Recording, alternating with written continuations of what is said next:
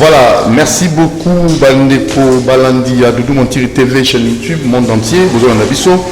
Et Doudou Montiri a pu s'en monter mingi na la chaîne Makasi, ou à Fandi Benoît sa fierté à Australie, na pu moto na Jenny la bosse. Donc je sais pas, il y a toujours abonné, toujours permanent. Jamine Mokolo. Voilà. Donc, Mokolo. Voilà. Comment passer? Mokolo. Donc, Mokolo. Voilà, j'ai compris. Mbotenayo, Ouvanda Bissot, na Australie, na Joël Dewissa et Bobette Feta. Fierté à Australie, merci d'année vous abonner en Australie, dans le Montiri TV, et ça nous a plaisir à tout, vous abonnez massivement. Les autres toujours de l'actualité, il y a beaucoup en abissou. Bras de fer entre Gentili Ngobila et Nerombo. Tout ce qui est très rapidement, le Camboya gouvernement est commis, il va réduire. Mais il y a 55 postes ministériels, comme 55 postes ministériels. Comment est-ce qu'il m'a dit 55 postes ministériels. Et tout le bêta c'était sous le Cambo Italie Est Nabiso pour les alliés que ça a passé. Est malheureusement ils ont la RDCT. Nous sur la carte RDCT. Donc on voit les gars ailleurs, hein, ou en Pakistan, alors que les cas pas d'ailleurs. Toambi pour la tienne les Cambo Fredi Fungula Mkunzamonga Fula, Toambi pe de connexion Kennedy, Nkoi Ngondo. On a encore se présenter à Zanani pour être vraiment avec l'identité d'une nation complète.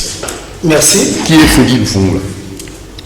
De quoi Fredi le Fungula, na Congolais. Na pe mwana Monga Fula quand on nga mokozi mokambia Monga Fula. Nazape fonctionnaire ou fonctionnaire de l'État. Nazape expert en matière de finances publiques et fiscalité. Nazape président du mouvement associatif Ebélé.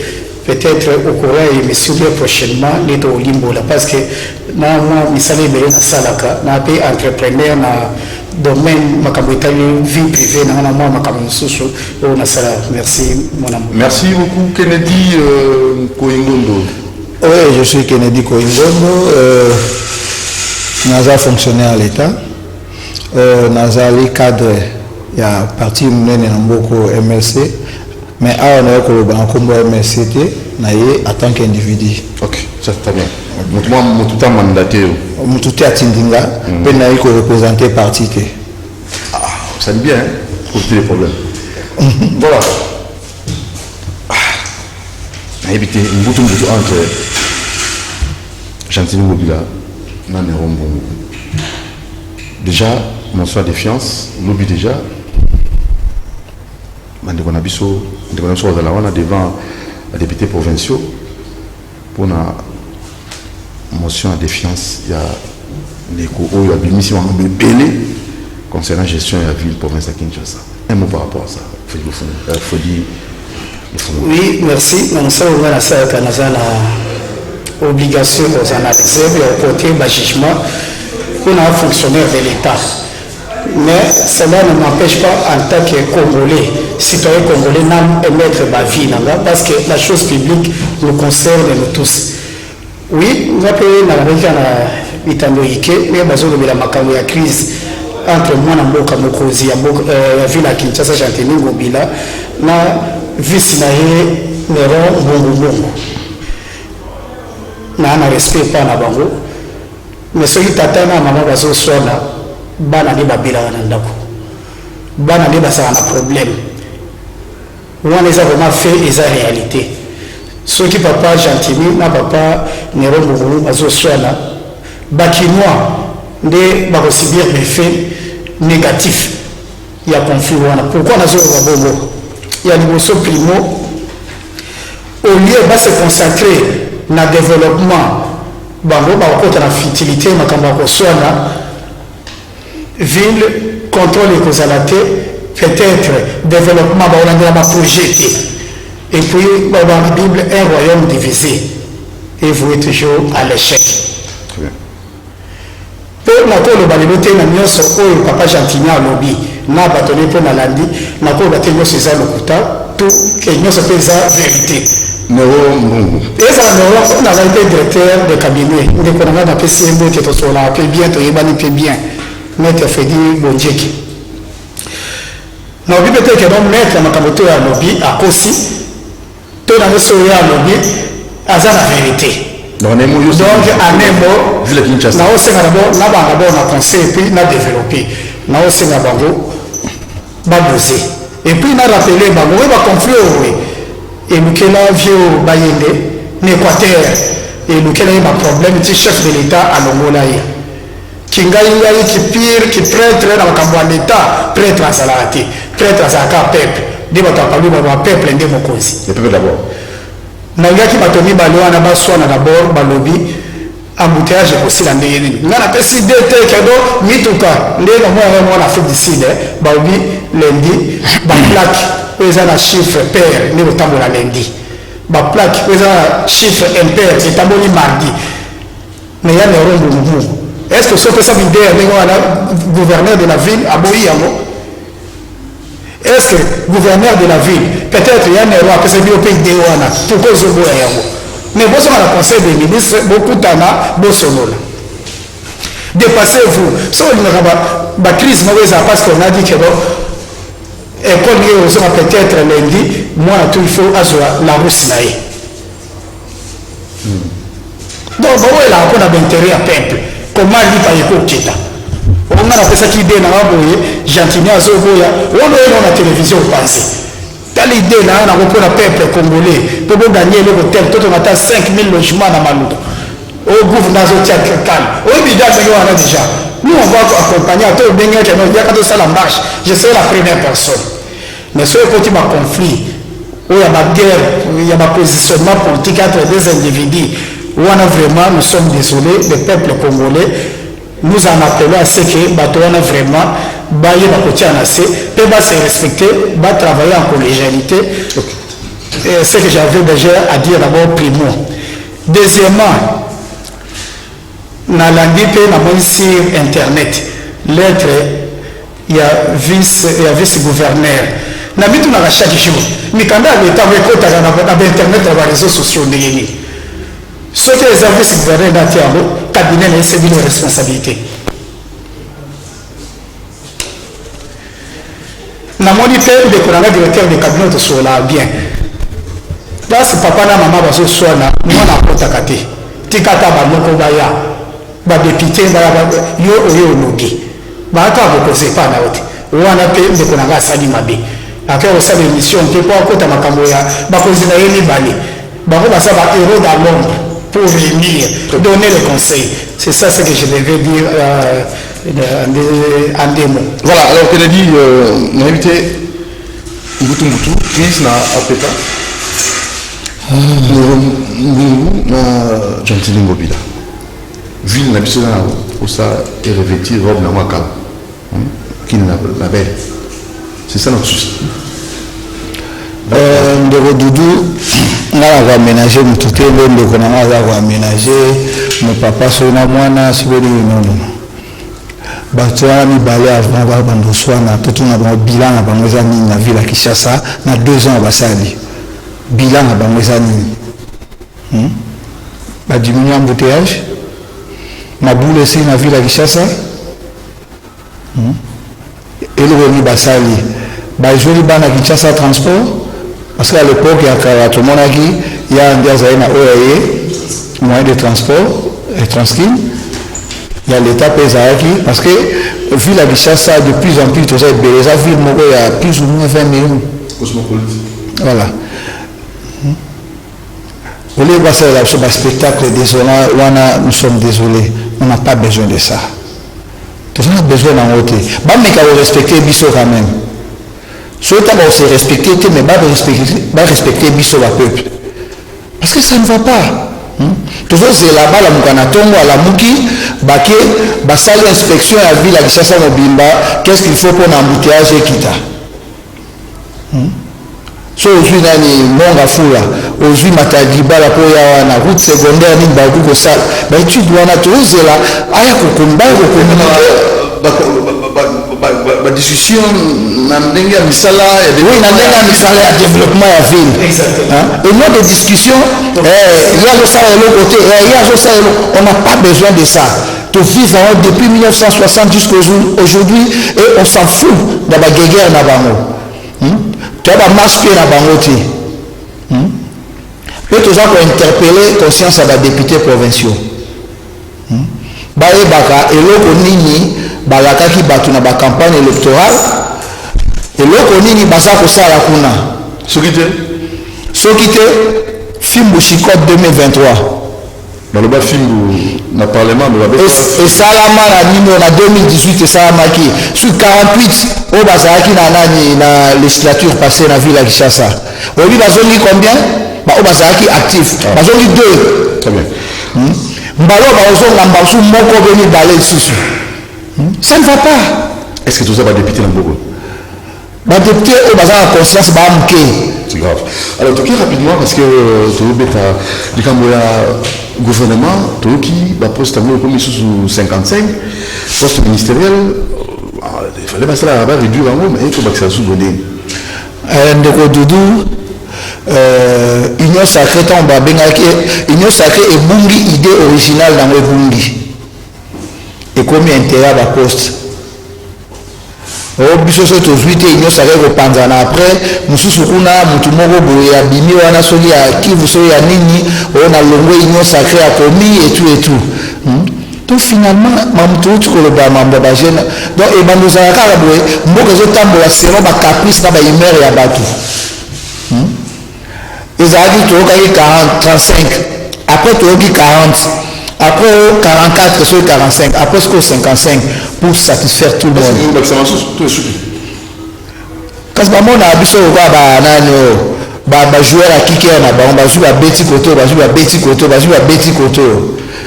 Mais un jour ça finira, ça finira. On a besoin de résultats. Ba on a besoin de poste. Pour la PCB. Ba on a besoin de poste Ndeko Doudou. Pourquoi ba plus à 55? Mais tu as même bango à baleki na émission azo banon ndenge toza boye biso to Union Sacrée pour na luka poste te to eboto sauver mboka ba sauver mboka ba mo ba bomaki c'est vrai ils sont responsables la majorité bazana ba bomi mboka ça c'est grave non Philippe vous la 55 postes ministériels en lieu place à l'élection ba bâti oui merci moi la mboka ngana ça toujours scientifique. On a toujours d'études comparatives ou bien comparées à la situation. Congo, tellement ils ont un secteur rébellé, ils ont un camp rébellé à résoudre, il faut décentraliser les pouvoirs. Pour créer un pôle de développement, un pôle d'administration, un coordination. Peut-être que on a Congo, si on a un gouvernement à 100 ministres, je vais applaudir. Pourquoi nous soutenir le gouvernement même avec le budget mais le budget et autant na budget ils ont déjà voté ce que 100 ministres bon autour bazui batina mabunda bango par rapport aux na processus pas la fonctionnaire non ozo ba beaucoup créer faut pas inventer la roue basa la gouvernement sur base du budget ils ont qui voté. Voilà, on va protéger les acteurs Canada, mais la moindre de la on comprend au moins d'abord, pour moi d'abord, première proposition, là pour moi, l'importance, il y a 500 députés. Il faut d'abord réduire le nombre les cas de 500 à 250 députés. D'abord, tout ce qu'on a dans ces provinces. Même chaque province va nous donner 10 députés. 10, ça nous fait 260 députés. Et dans le Parlement, nous sommes en Afrique, 180 députés. Biso le tchaba 500, ils ont abattu la constitution, il faut pour assiette, il faut toujours mon. 120 sénateurs, 100 belligérant. Ça, oui, sénateur, qui est à 110 avec le président Yakal. Mais aux hommes, on a rôle, il faut que ceux qui sont dans la réforme, le rôle est à Sénat. Moi, en Afrique du Sud, Sénat, il est là, il la province, développement de la province. N'est-ce pas rétrocéder dans la province, où était. Donc, nous sommes à Sénat. Dans la casse parlementaire, il faut aller à l'Assemblée provinciale. Il y a un sénateur, il faut aller à l'Assemblée provinciale, courant de rapport à Sénat. Donc, et puis depuis l'époque belgétique, on a une loi ébélée. L'autre, comme il y a un problème, il y a contrôle la valeur, l'exécution en gros, donc nous avons besoin. Pour vous dire, pour le gouvernement, pour un ministère de la Finance, et pour le ministère, c'est dans 5 ministères. Donc, ministère, dans la santé, on a un budget. Moi, je suis un ordonnancement d'engagement à la dépense publique. Et c'est ministère Moussousou, et d'autres à marché public. Au moyen où il y a un ministère, il y a travaux publics. Au niveau ça, ils là peut-être la route de caravane. Au lieu où ça, il y a un projet, il y a un ministère qui a un marché public. Pour le marché public, et comment on va profiter? Mais bien, on peut se dire, mais ceux qui ont initié simplement, ils ont un ministère, ils ont un ministère, il y a plan. Vous avez choix pourquoi? Depuis le plan Mobutu, il faut planifier.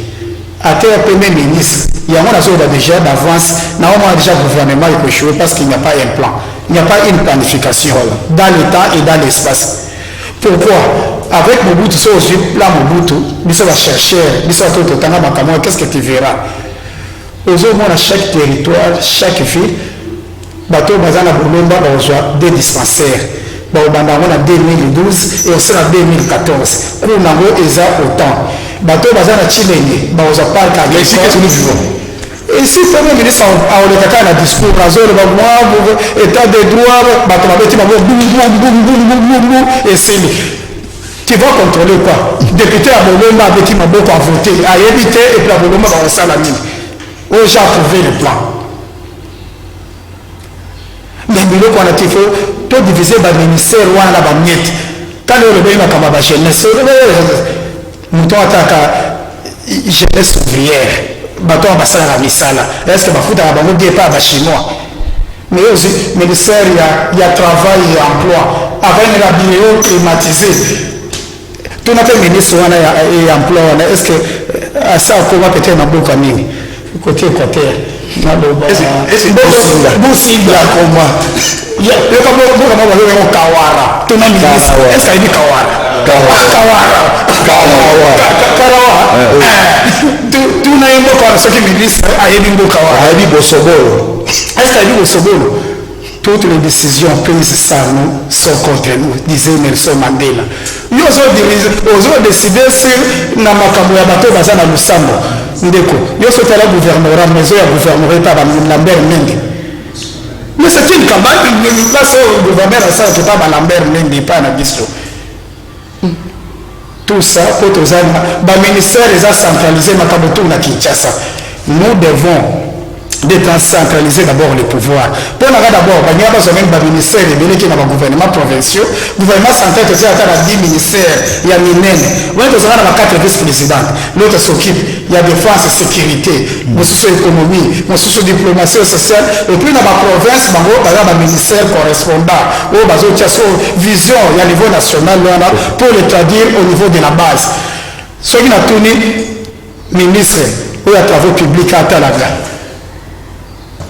Est-ce que il y a une érosion où ils ont côté à manque qu'on a sécuna?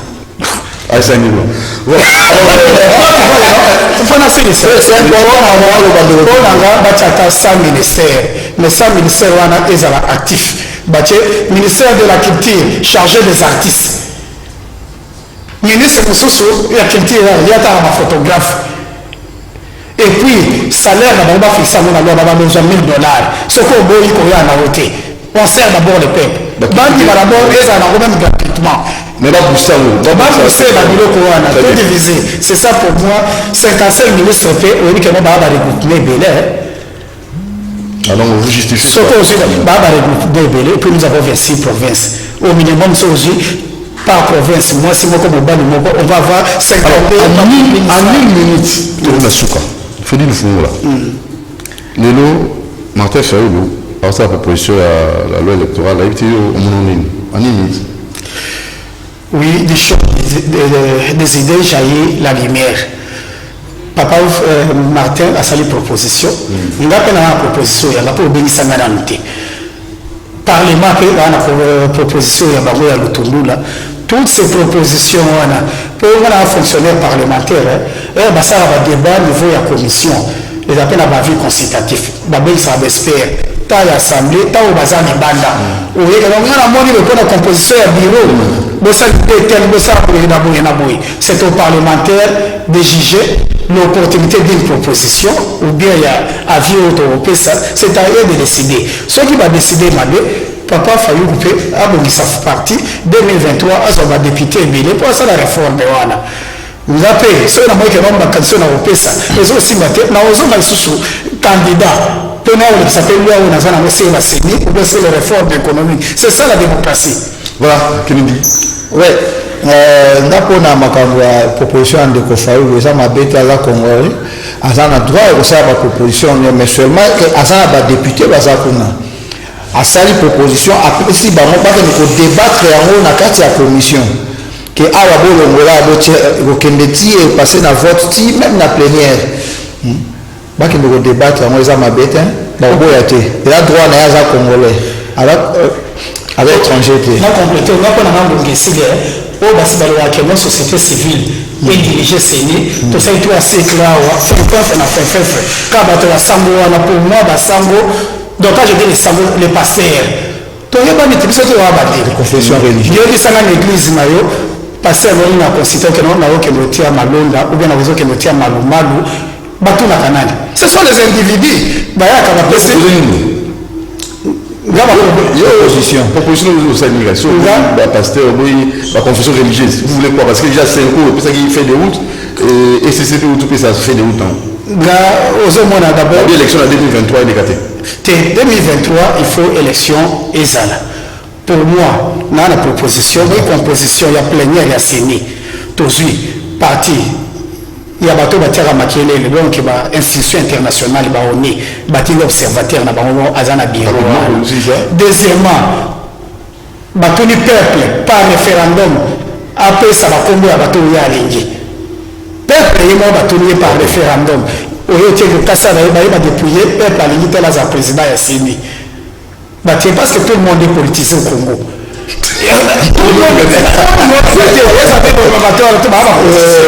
Merci beaucoup.